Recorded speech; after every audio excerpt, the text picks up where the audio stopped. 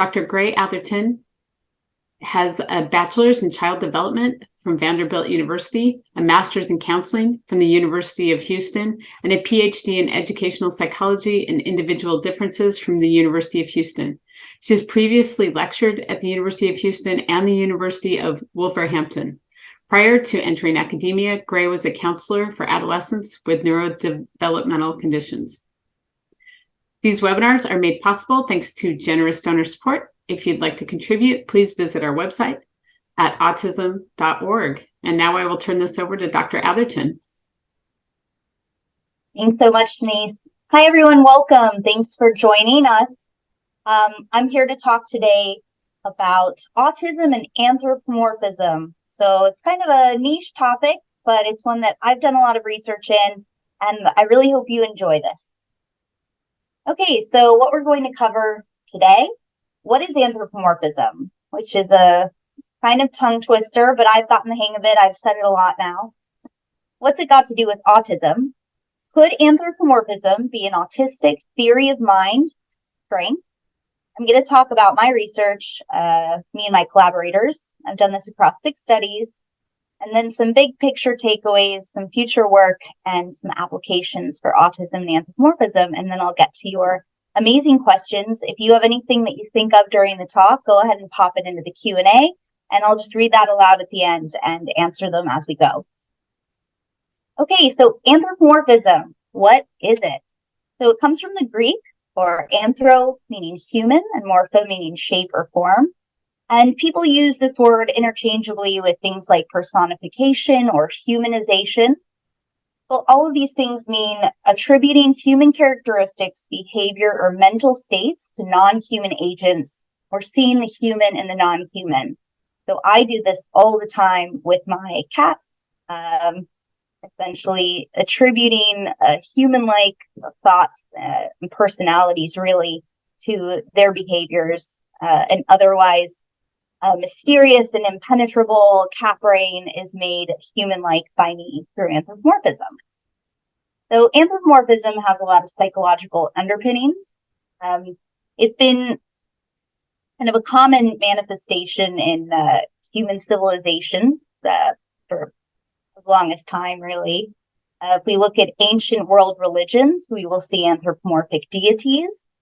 And part of the reason, the psychological underpinning of this, is that if we are able to understand things that are otherwise impenetrable, quite complex, we are then able to make predictions, and we're able to cause changes in our environment.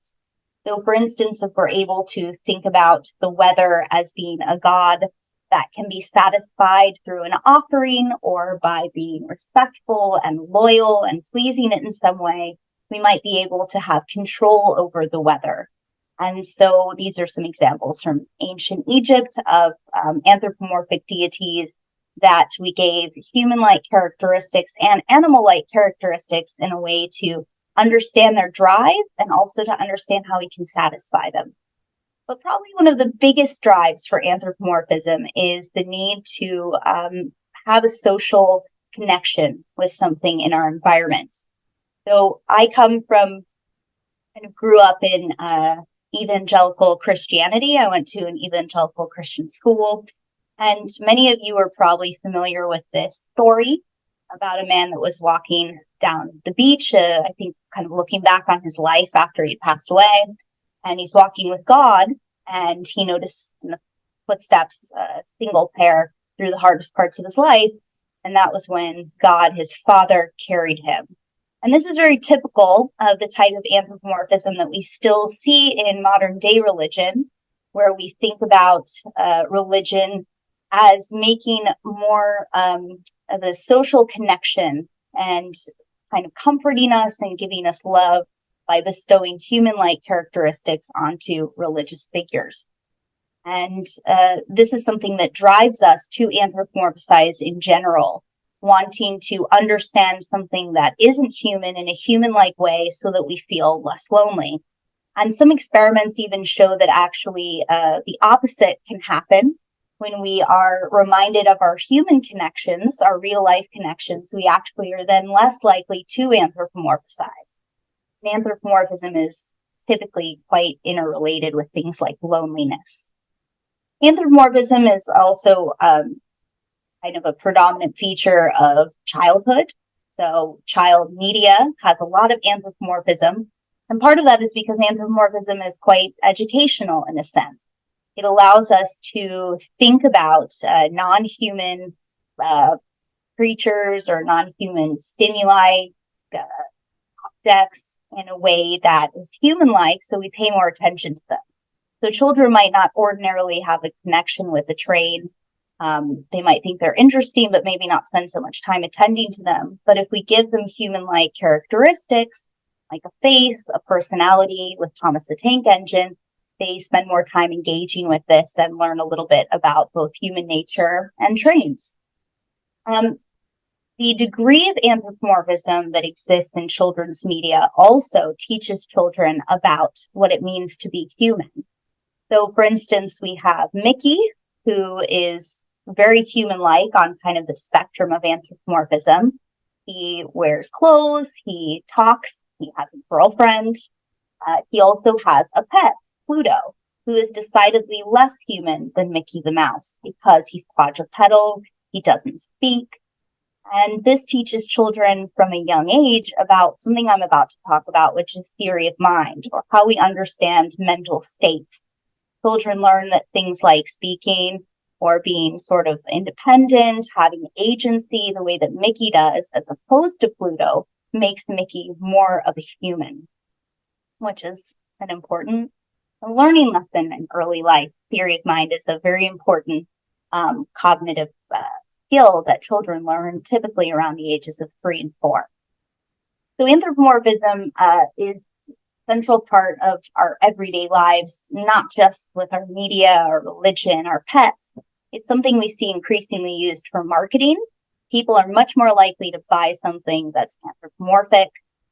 Here in the UK, we have the Henry Hoover, which you're watching from the US, you might not be familiar. It's this kind of really dated vacuum that has this big bag inside that you have to change. It's probably not the most advanced vacuum on the market, but people here love it. And I think one of the big reasons is that Henry the Hoover has a face and people don't want to throw him away. And we're going to increasingly in the future, we're already seeing it in the present, have anthropomorphism become part of our daily lives in terms of care. So this is a picture of a social robot that's being rolled out in nursing care homes. I'm not sure which country this is, but they're increasingly something that are being used in certain parts of the world. And what they find is that adoption of a robot is much more comfortable if they look human-like, which again shows the power of sort of anthropomorphism or being able to relate to something in a human-like way. Okay. So, whirlwind tour of anthropomorphism, but what does it have to do with what we're doing here? Talking about also autism.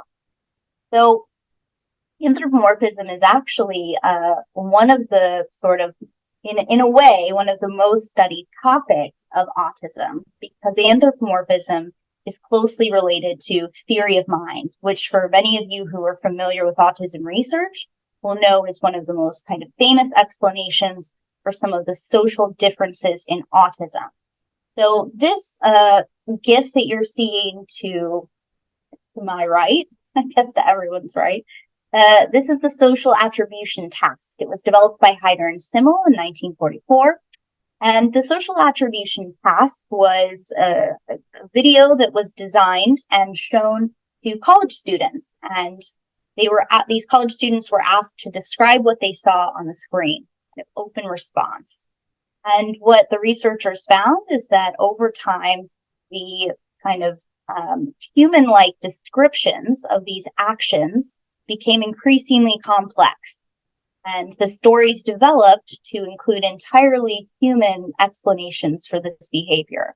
So, for instance, this pattern is commonly described in terms of the small triangle, sort of teasing or taunting the big triangle.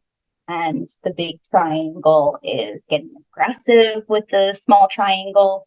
Some people say maybe this tiny dot is a baby and the big mama triangle is protecting it or defending it. There's all kinds of explanations that people have for these shapes, but they all tend to be human-like stories. And Heider and Simmel use this as a test, in a sense, of theory of mind, or our ability to see the human in the non-human, and that something didn't need to look human to be attributed to human behavior, in a sense. It's an example of anthropomorphism. And Ami Klin is a very famous autism researcher, and he developed a way of using this as a test. 2000. He took clips of these videos and he asked people to describe what was happening in the videos. He asked autistic and non-autistic people. And what he found is that autistic people use significantly less mental state language when they described these clips. They tended to describe them in more concrete ways, simply describing the motion, for instance, or what they saw, rather than what they attributed these motions to. And he used this as an example of how autistic people have less theory of mind abilities, which is very similar to kind of the most famous explanation of autism by Baron Cohen in 1985, using false belief tasks, where he also said that autistic people don't have theory of mind. So in this way, anthropomorphism is really just an extension of theory of mind. It's essentially saying that something that is not human is human because we're attributing it to having some kind of human actions, intentions, beliefs, personalities. So in this way, probably the most famous anthropomorphism researcher, who's Epley, said that autistic people are going to be less likely to anthropomorphize. They're going to be less likely to describe things in anthropomorphic or human-like ways. And he attributed this to the social motivation theory of autism, which says that autistic people are not as social as neurotypical people. They have less interest in the social side of things. And so they would then be less likely to attribute human-like behaviors to non-humans, because what drives anthropomorphism, or one of the biggest drivers, is this desire to see the social side of behavior. So the hypothesis there, and what a lot of people who study anthropomorphism would guess, that there should be less anthropomorphizing in autistic people. Okay, so what does that have to do with me? So initially, as Denise sort of introduced me, I used to be a counselor for autistic adolescents at a special educational school in Houston. And when I was there, I started my internship initially, and I didn't know anything about autism. I was there simply to learn how to be a counselor. But I got really interested in the people I was working with, the adolescents. They were wonderful, and I wanted to learn about autism and kind of brush up my understanding of this condition. And so I got on the internet and did a lot of research on autism. I read a lot of scholarly articles, and I immediately came to this theory of mind area of research. And it didn't make a lot of sense to me, to be honest, particularly because my job at the school was to help my, at the time, my clients, I guess, the students, develop peer relationships. And it was something that they were incredibly interested in doing. It was a lot of the work that was done at the school, and it was something that I saw all the time. There was a definite drive for the students I was working with to be included by their peers, and they were very inclusive themselves. And it didn't really fit with a lot of this theory of mind research that said that autistic people weren't very social, they weren't very interested in other people, they weren't interested in what other people were thinking. This was definitely not what I was observing. And so my master's thesis, I developed a kind of way to interview or ask in an open, kind of free response way adolescents that I was working with about their theory of mind experiences. So theory of mind is something that we do all the time without really knowing that we're doing it. every time we read someone's facial expression or interpret a tone of voice or even interpret what someone really means when they say something, it's something we kind of do automatically. So it's hard to ask people about how they do that. So I designed this way of asking about theory of mind using a pretty standardized theory of mind task called Strange Stories. This is a series of vignettes like this one here that talks about different examples of theory of mind by giving little stories about them and then answering a few short questions. And so I went through the test with each of my participants, but I asked them to pick some of their favorite stories. And I used these stories that had to do with things like lies, deception, joking, pretending, white lie, and tell me about when something like that happened to them in their life. And that was how I did this kind of semi-structured interview. We sort of started with a few questions, but then we sort of went into kind of how theory of mind worked in everyday life from their memories. And what I then used interpretive phenomenological analysis to look at some themes. What came out of these interviews? What are some of the patterns that existed across all of them?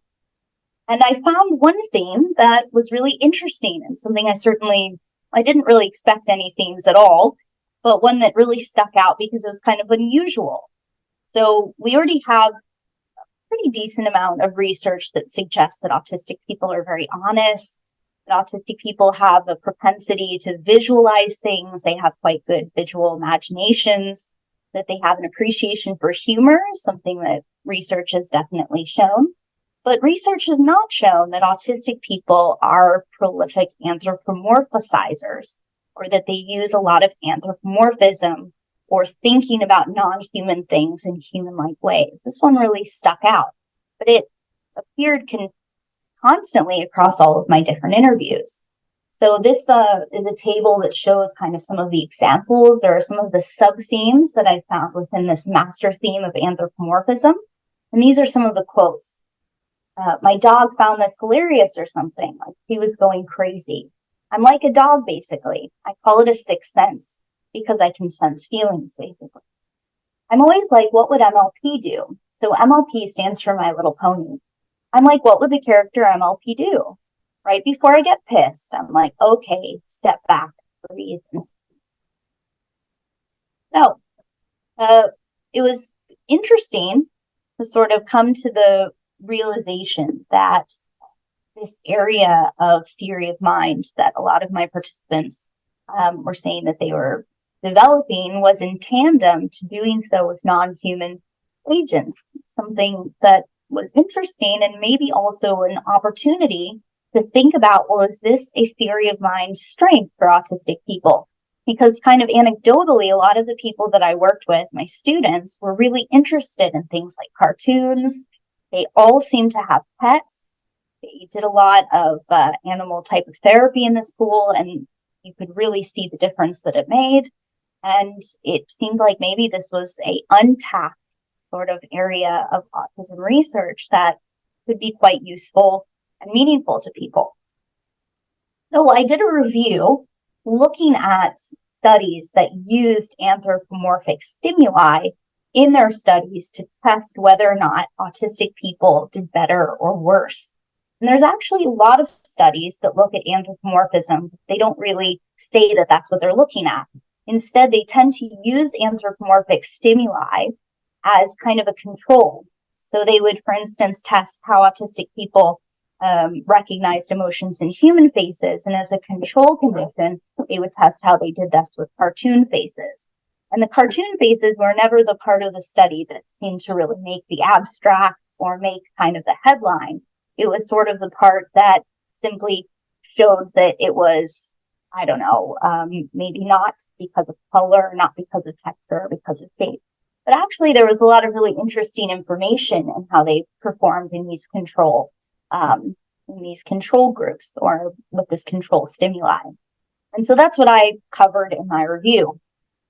And I found that actually, by and large, autistic people seem to perform significantly better when the stimuli was non-human and social than they did when it was a human agent.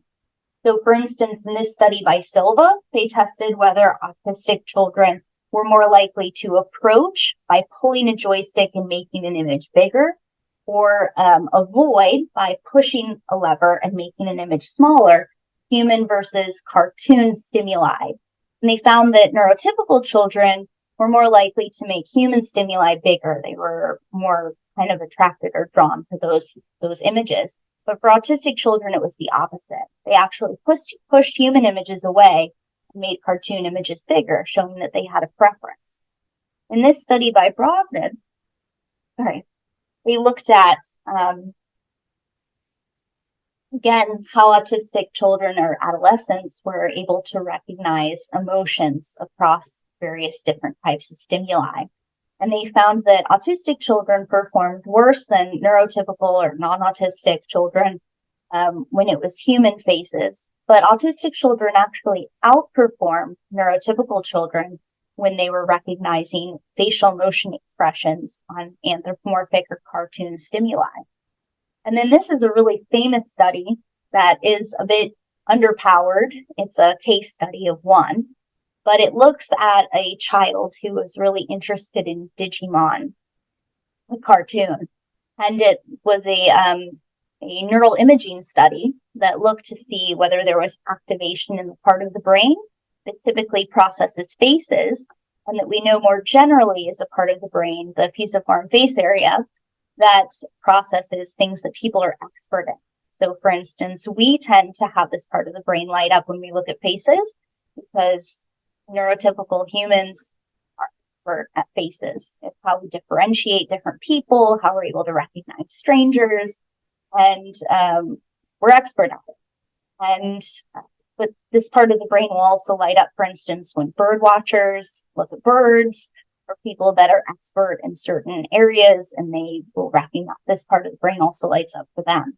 And what they found for this boy is that while the fusiform face area was hypoactivated or not as activated when he looked at faces, even faces of close family relatives, it did activate when he looked at Digimon.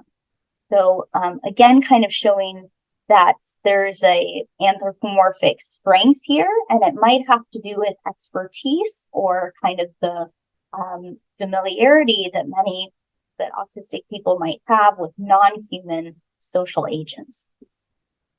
Okay, so I was interested in seeing whether or not anthropomorphism was a strength, and I wondered, how would I measure that? How do I show that it's something that's maybe a way that autistic people were able to do well at theory of mind tasks, or maybe do better at a theory of mind task than neurotypical people, because this might be something that they're engaging with quite a bit.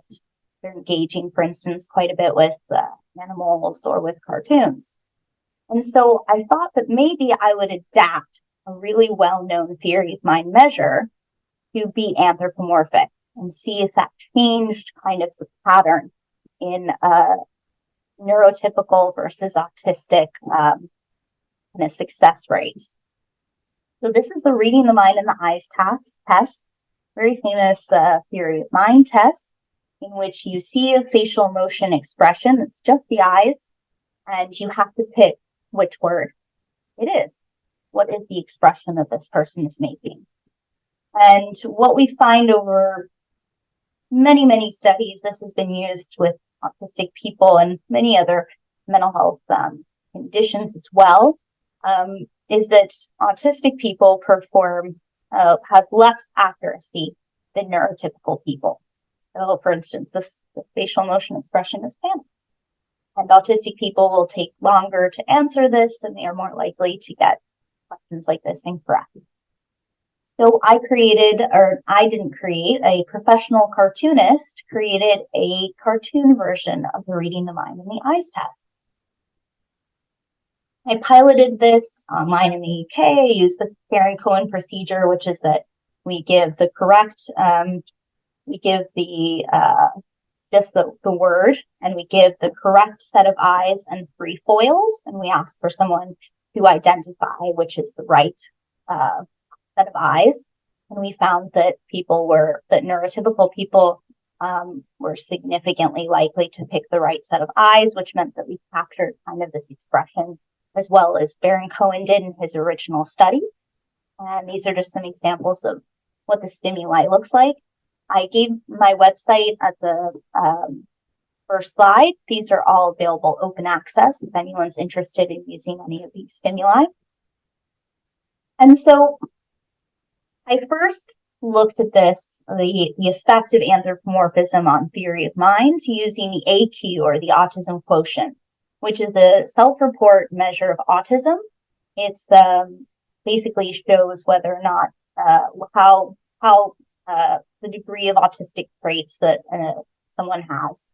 And I looked at this with American undergraduates, and I split them into high and low AQ groups. So research suggests that there's a cutoff score of 26, which it means that people who score over 26 would be likely to perhaps have a clinical diagnosis of autism. And then I used the match kind of split of people who had the lowest AQ scores. So kind of cutting out the middle of that group and then just looking at the extreme ends to see whether or not there were differences in high and low AQ scores on the reading the mind and the eyes test. And what I found was that people with autism, which would be the, sorry, it's not labeled on here, would be the white group, were significantly worse at identifying the human version of the task. And sorry, that's actually kind of switched over on my slides here. That's going to be on your right. They did significantly worse than people who are neurotypical, which is the darker pane there, darker bar chart, on the human version of the task. But then on the cartoon version of the task, which is on your left, there were no significant differences. So what you'll kind of see here is it looks like people who are not autistic are really good at identifying human facial emotion expressions. But when they have to identify them in a cartoon, they do significantly worse. Whereas autistic people seem to do relatively equally on each task. We don't seem to see this big drop, or people, sorry, not autistic, but people with high AQ. So then I was interested in seeing, well, did this also hold for people who are have a clinical diagnosis of autism? Do we see this similar pattern? And so what we'll see here on the RME, that's the human version of the test, the original. People who are neurotypical do significantly better. Again, this is the pattern that we tend to see across all of the RME studies. But again, when they are faced with the cartoon version of the task, they do significantly worse. Whereas autistic people are actually outperforming them on the cartoon version of this task.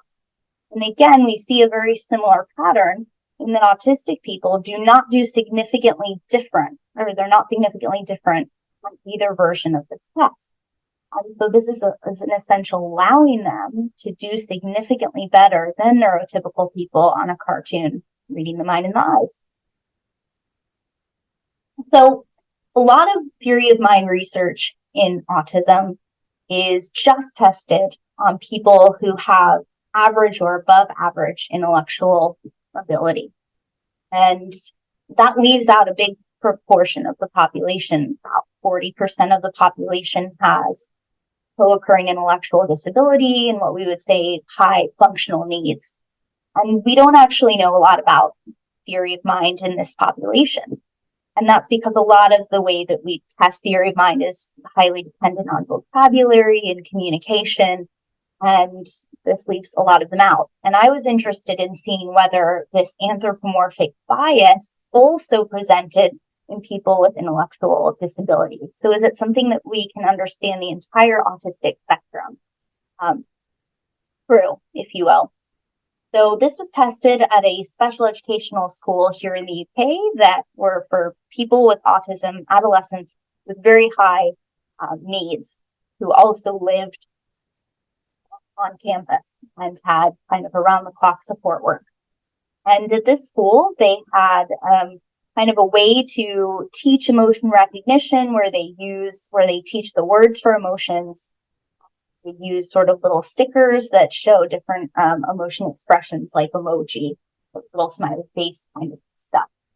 And we devised a task where we showed people this is the Karolinska directed emotional facial task. We showed them these expressions and we asked the participants to identify what was this emotion. And we then created an animal version of this task. We basically put them through kind of a software that kind of filters them to be sort of like a Snapchat type of thing. And we also asked them, using counterbalancing and randomization, what emotion was on this face. And so this is a full kind of example of this, also all available on my website, open access if you're interested.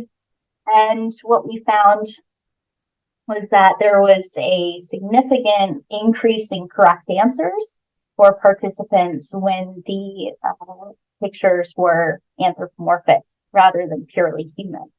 So they did a much better job. They got many more answers correct using this animal version. So one of the questions that I had is this just have to do with sort of visual saliency? Because I mean, maybe I would be more accurate at the human expressions, but also I think I would probably pay a lot more attention to the animal version of this task because it's different. It's very salient. There's a lot of color, and these are all kind of confounds in a sense. Is this just a visual effect? This idea of an autistic trait being anthropomorphic when we look at facial expressions that are animal versus human, for instance. And so I wanted to test whether anthropomorphism went beyond just a visual effect.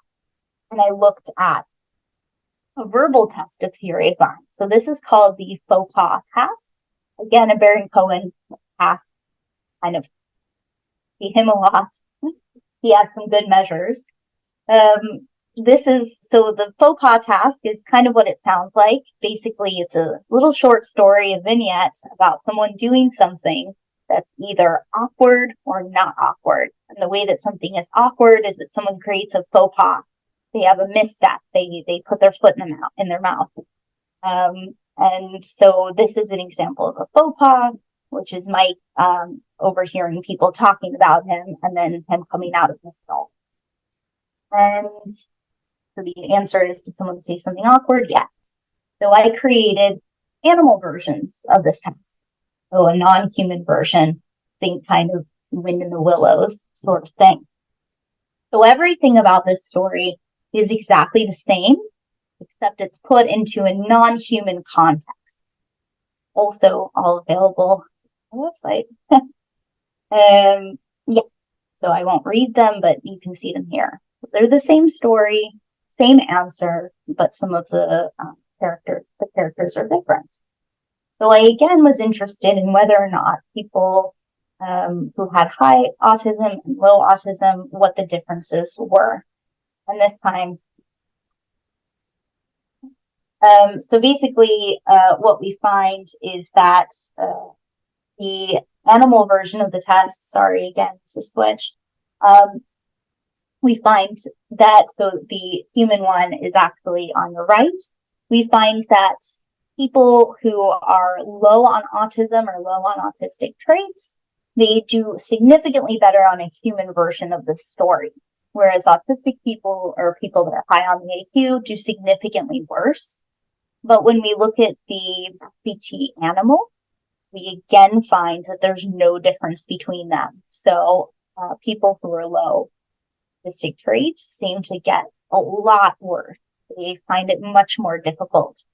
People who are high on autistic traits do not find it more difficult, and so therefore there are no differences between the two, which sort of suggests that this is a way for autistic people to do just as well on theory of mind tasks, which really is never shown in the literature. So I was interested in sort of what are the real life kind of examples of this, and how does anthropomorphism possibly manifest itself in everyday life for people with autism? And I've already presented on this for ARI, so I won't talk about the study too much, but I will talk about it, I guess, a bit. But I was interested in the way that many people do anthropomorphize in everyday life, or a way that we can talk about it pretty easily, which is when we have our pets. So I looked at people who are diagnosed with autism and people who are neurotypical. And I asked them about pets, and asked them also about how they anthropomorphize their pets using this measure that was actually developed by Epley, this famous anthropomorphic researcher. And it basically asks people to rank their pets on things that are quite physical, like being muscular or being fast, and to rate them on things that are anthropomorphic, like being calculating or being curious, thoughtful. And what I found is that the AQ, or autistic traits, actually correlate with anthropomorphism. So the more highly you rate yourself as autistic, the more you seem to anthropomorphize the animals in your life. I also found that people with autism were more likely to substitute pets for people, which is kind of an aspect of anthropomorphism, this idea that we anthropomorphize to have social connections. We particularly do this when we're lonely. And so autistic people possibly are purposeful, not purposefully, but part of the reason maybe that they are prone to anthropomorphism or engaging with anthropomorphic kind of stimuli or actors or agents is because it's a way to get social connections, perhaps as a little bit of a compensation, because there's a lot of social avoidance. And so I won't go into this too much because I did talk about this before, but people had things that they purposefully did to sort of have anthropomorphic connections in their lives, or social connections with non-human agents. So for instance, not just having a pet, but actually being involved in sort of animal charities, or for instance, this person was a cat behaviorist and actually went out and helped people with their pet problems, and kind of took a lot of pride in the fact that they were able to understand a lot about cat behavior and pets in general. And they felt that a little bit their autism helps them do that because they related a lot to animals. In a sense, and they spoke cat, this person. They understood kind of a lot of their wants and needs and desires in a way that they thought maybe neurotypical people weren't able to tap into as much. And then part of the idea of why anthropomorphism as being a social outlet for autistic people and a way that they've developed expertise is this idea of perhaps it helps them combat loneliness, and also it's a way to have a social connection that's more accepting. So with an animal, you don't need to wear a mask. They don't know the social rules you're breaking. An animal is not going, she doesn't know you don't have to hold eye contact. The cat doesn't like eye contact. They're not watching you trip over the social rules.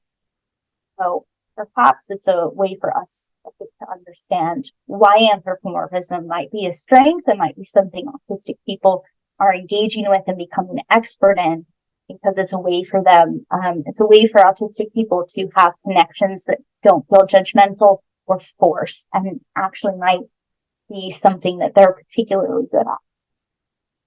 Yeah, I just love this quote. I realized all cats are autistic. I can't describe how much I relate to them. They're hypersensitive and to certain senses and hypersensitive to others. I think most people misunderstand them and don't communicate well with them because they communicate and show love in a very different way. So I'm a cat person, so I always have to throw this quote in because I absolutely love it and think about it all the time. But it's a wonderful way to think about kind of our animal connection and our neurodiversity. Cool. Just to recap, there's evidence autistic people do anthropomorphize at least to the same degree as neurotypicals, and there's some evidence that even more so. So evidence that, for instance, autistic correlate with anthropomorphism, which is totally contradictory to a lot of the research on this topic and research in general on theory of mind. There's evidence that anthropomorphism may play a role in the way autistic people conceptualize or engage in theory of mind and perspective taking. So certainly this population that I captured in my very first study was about adolescents and their theory of mind development. And it certainly seemed like a lot of the everyday experiences that they had with theory of mind had to do also with anthropomorphism, showing us that maybe this is a way that autistic people are developing expertise and also engaging really quite a bit with this type of these type of experiences. What happens when autistic people take the perspective of non-human agents? A task in which autistic people usually don't do as well as neurotypicals when the agent of evaluation is human. Well, it seems like from a variety of different tasks that I've turned into anthropomorphic tasks, they seem to sometimes outperform neurotypicals, and at the very least, they don't seem to show this dip in performance that neurotypical people do, which is really interesting. So what's kind of the big picture takeaway from some of this? So this is a very famous sort of theory, if you will, of autism, the social motivation theory. And this is kind of the way that these researchers have drawn that out, the way that relationship works. That social motivation is decreased in autism, which leads to, for instance, decreased attention to faces. And this attention to faces is how we develop this expertise in faces, facial motion recognition, and which very tied into that theory of mind. We know what someone is thinking from what their face is telling us, essentially. And then there's some kind of neurodevelopmental predictions that we can also make from this reduced development of human expertise. But my kind of theory, or what I suggest possibly from my research, is that maybe we need to be more specific. Possibly there's something that has to do with human motivation decrease in autism. Maybe attention to human faces is decreased. And there certainly is a lot of evidence that suggests that autistic people do look at human faces in a different way than neurotypical people. And this might lead to a reduced development of human expertise, which is kind of what my research suggests, looking at the original versions of these theory of mind tasks, these human versions. But perhaps this is not true for non-human or anthropomorphic expertise. So possibly it's increased in autism. We seem to see, or some work suggests, using eye tracking, that there is an increased attention to non-human faces. So for instance, cartoon faces and animal faces, particularly eye regions of these faces. And perhaps this has led to a development of increased non-human expertise, which certainly it would be increased relative to neurotypical people, which is interesting because the research seems to always say autistic people not as good at theory of mind, full stop. And that seems to certainly not be the case when compared to neurotypicals when you look at non-human stimuli. So just some work that I'm doing. I'm kind of writing this paper up right now because we know that there's developmental differences in autistic people, and we also know that anthropomorphism is a central part of childhood, through literature, through media, where we see it probably the most. And I looked at using the faux pas task on children and seeing whether there were age-related effects of anthropomorphism. And I found that there were. So it looks like when I looked, this is the UK, so year 1, 3, and 5, we can roughly think about it as first grade, second grade, and third grade ages. So I had children 5 and 6, 7, 8, and 9, and 10. And we did the child version of the FPT, and we also did these animal version versus human version. What we found is that for our little guys, year 1, They did significantly better at the animal version of the task and much worse at the human version of the task. But then by the time they reached year 3, they were doing better at the human version of the task. So not a lot better, just a bit better. But then by the time they got to year 5, they were doing a lot better at the human. And we also see that, of course, they just got better at doing this task in general. But we have this interaction that's really interesting, where there's this kind of age-related effect of anthropomorphism being much better when they're younger. Sorry, so I'm going to end really soon, but this is just some interesting work that I'm doing on this. I'm using something called Microsoft HoloLens, which is basically augmented reality. It's glasses, if you might be familiar with those. It Google Glasses. They kind of never really made it, but HoloLens is coming to the forefront. It's basically allowing you to project a image onto the real environment. So rather than be totally enclosed in VR, where you have kind of 3D interactions with visuals, the HoloLens lets you only change certain things in the environment, while the rest you can see through the clear glasses. And I'm working with some computer scientists to create these kind of projections onto faces that would turn faces into anthropomorphic faces. And we're interested in seeing whether this might be something that autistic children find engaging. It might also be a way to help improve facial motion recognition, while also still allowing children to be part of the real school environment, because these glasses still allow you to they don't obscure your face, and they allow you to have all of the interactions that children should have with their peers or with teachers.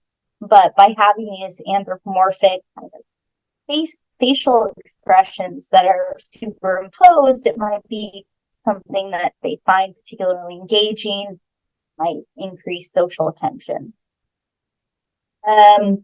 And then finally, if anyone is interested or has their own experiences of anthropomorphism, I really kind of love doing qualitative research and asking people how these type of topics, how they're relevant to their lives.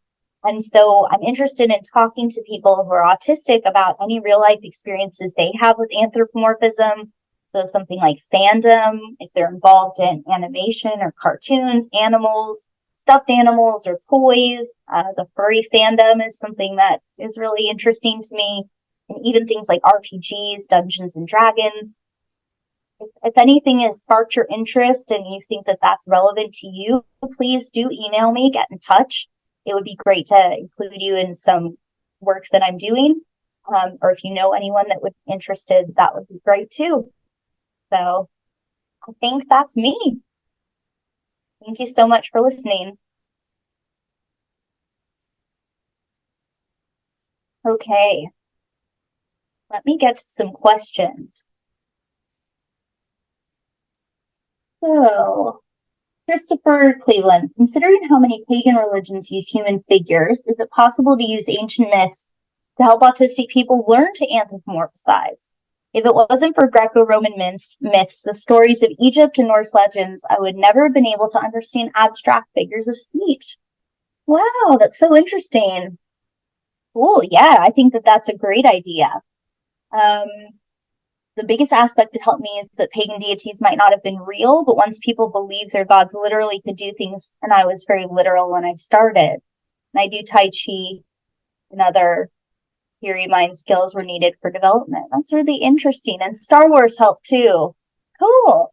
Well, yeah, I think that that would be great. I think what you're also tapping into here is kind of the narrative tradition of stories. And perhaps you said that you were originally very concrete, and anthropomorphism allowed you to sort of see the duality or kind of the metaphor maybe between what was clearly fantastical, but what also you could understand as being something that people believed in, and having that kind of juxtaposition made you perhaps think a bit about perspectives and how people could really believe those things. That's really interesting. Wow. I'll have to think about that more. I'm trying to sort of figure out a little bit theoretically how anthropomorphism could help people make these kind of breakthroughs in development. And that could be a really interesting way to go. And get in touch if you have something like that maybe could be part of our interview. I know the PowerPoint we sent out. I don't know. I think it's posted online. What is RME and CARTO program? I don't know CARTO program, but RME, Reading Mind in the Eyes. Will the slides be available after the presentation? Oh, thanks for asking. Yeah, so I hope so. They will be, definitely. So I know that the slides are posted on the, or not the slides, but the entire presentation. Yes, is going to be on the ARI website. It will. And I'm not sure if the slides are available. If you'd like to share the slides, you can. You can just send me a PDF after the webinar and I can post them for everybody.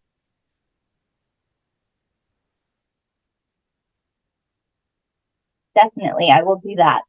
Yeah. Good. I'm glad you guys want to copy this for me. We're seeing as anthropomorphic could attribute many mental states to old animals. Ooh, that non-human animals do not in reality experience curiosity and other emotions and motivations. That's a great question. This is actually, so anthropomorphism is a fascinating topic in and of itself. I'm not as expert as other people on it. But there's schools of thought on this, basically. So some people would go, I would say, a very extreme route, and they would say that, in a sense, it's very anthropomorphic for us to say that animals are experiencing curiosity because we don't understand an animal mental state. We are projecting our own mental states onto that animal by describing it in any way that isn't an overt behavior. And the people that tend to take that school of thought are people that don't want to, that want to study animals in as natural a way as possible, or as in as scientific a way as possible. So, for instance, people that observe chimpanzees in their natural habitats, etc., they would try and avoid that type of mental state language and project mental states onto animals. So I guess it's up to opinion. I think it's perfectly natural if I see my cat sort of exploring my garden to say that my cat is very curious about what they're smelling in the grass and what they're hearing around them. I think that's true. But am I anthropomorphizing them? Maybe. It's certainly something that we engage in all the time, though, because the only thing that we're really expert about is the human mind. We can only think we can really only think in that way. And so we have a propensity to do that. And for most of us, it's fine to do that. But I would say that thinking some of these words are anthropomorphic is probably true. Certainly in as a parallel to saying my cat is muscular or my cat is fat. Saying it's curious or jealous is probably being a bit anthropomorphic. Question. Look at me. I can talk forever about this. Can these experiences occur with inanimate objects as well? I work with young children with an ASD diagnosis, and he will talk to his shoes. He sees a face in it when he feels lonely or overwhelmed. I'm not sure if this is anthropomorphism. Great question. So this would probably be one of the examples of sort of people use a lot of different language that probably means the same thing. I would say that that's anthropomorphism. Some people might use the words personification. So there's some researchers at UCL and Oxford that are doing a lot of similar work to me on this, and they refer to it as personification. And they specifically are interested in autistic people's experiences with objects, which is kind of where, yeah. So I think that, but I use the word anthropomorphism because I do think that counts in a sense. So one of the most famous studies of anthropomorphism was about printers. And it was how if a printer behaves unpredictably, we begin to personify it or anthropomorphize it a lot more. When a printer does what it's supposed to, we just think it's a printer. But when it starts spitting out crazy stuff or not working, we start to think it's up to something. And I think that we can definitely use this with objects. And these researchers that I'm talking about, and that's Anna Remington, if you're interested in that researcher, she's done some really good work on objects and personification in autism that could be helpful if you're interested in that. Good question. Here's to me, the results suggest neurotypicals are just more anthropocentric, and autistic people have broader empathy. I love that. That's a great way of phrasing those results. I absolutely see that. I think this idea of broader empathy is a wonderful way to put that. But I guess there's two ways to look at the results. So one way would suggest that we undoubtedly, all of us, every human has many more experiences with other humans. That even if we have pets that we're very, very attached to, we will still primarily be engaging in social interactions at a significantly higher rate with other humans. And so it makes sense that people would be better at doing these tasks when they are presented in a human-like form. And the fact that autistic people do so well with an anthropomorphic set of stimuli is really interesting. The prediction from these from that early research would be that they would do worse. They would be the same pattern as neurotypical people. The fact that they are doing so well, I think, suggests there could be a strength there. There could be an expertise, particularly because they won't be. Yeah. Anyway, but I really like that explanation too. That's fantastic. And I'm always thinking about new ways that this research works, if that makes sense. So thank you. Great insight. April. I'm autistic and often anthropomorphize inanimate objects. Cool. That's really interesting. Yeah, there's definitely some research that would suggest that that's true. April, if you're interested in talking about it more, definitely get in touch with me. I'd love to know more about that. But we do all of us anthropomorphize inanimate objects to a degree, but I think that it is also something we see we do less of as we age. So it's something that kids do more in early development. There's some really interesting research on anthropomorphism and imaginary friends, which I know is not exactly the same thing, but it probably has some overlap. So yeah, cool. I'm glad that this talk maybe resonated with you and these experiences. That's great. Christopher, a second question I have is based on all this and following up on Star Wars. Cool. How come there seems to be no effort to see if a facial expression can be caught before something is done? Right. Okay. For example, in Star Wars, it's not uncommon for Sith Lords to be angry before they use Force lightning. For Jedi, it's common for them to be serene. Another blast to defend. I see. So that makes sense. So I think if I'm right, what you're sort of suggesting is that, and this might be a really good point for kind of anthropomorphism or media being really helpful, is there's almost kind of a pattern before something happens that there's going to be a specific facial expression. And maybe you can work out what the facial expression is from the action that followed it. And so when you sort of rewatch, you're picking up on what the patterns would be before something happens. And I definitely think that that's very key to sort of maybe why cartoon stimuli, for instance, or even animal behaviors could be something that autistic people become quite proficient and expert in, because there's sort of patterns that exist in these things. So animals have very concrete behaviors, like baring their teeth or purring or moving their tails in certain ways that suggest what they're thinking and feeling.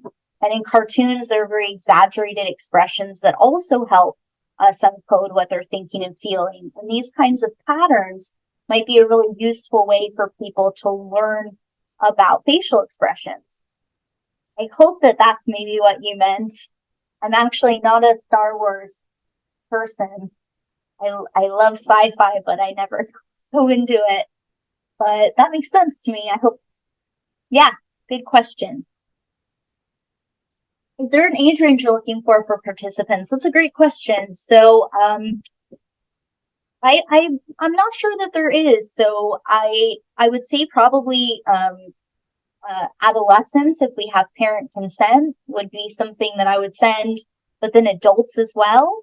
I think that this could be a range of age, but if you're thinking about getting in touch, please do. I'd love to hear from you and we can talk about that. I don't think typically I would interview quite younger children, but I am really interested in kind of getting back to my roots and sort of the real life experiences around this topic. I think it's really important for kind of all the reasons people have been saying in the comments. What is a new way to think about this research? I think I need that.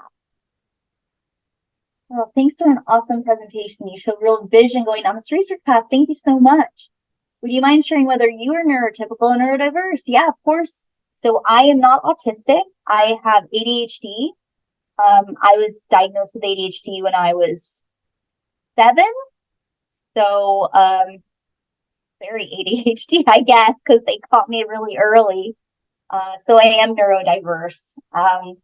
My husband is autistic, so we're a neurodiverse family, if you will. And yeah, so I relate a lot to autism research, even though I guess I have a different difference. Great question. Yeah, no, I know that they do. Sorry about that. I think sometimes I read things, I practice my presentations quite a bit, but probably with my ADHD, sometimes I go a little fast and I need to look at my details a bit more. Thank you. I will change that. We do have extensive scientific data about animal brain systems and how they compare with neuroimaging data on humans. We do. Yeah, absolutely. There's really interesting data on animal-human overlap and difference. I mean, this is a fascinating topic. I'm not sure which part of the presentation that is, if that was related maybe to kind of anthropomorphizing animal mental states or what animals are thinking about when they do certain things. To be honest, it's an interesting area of research for sure.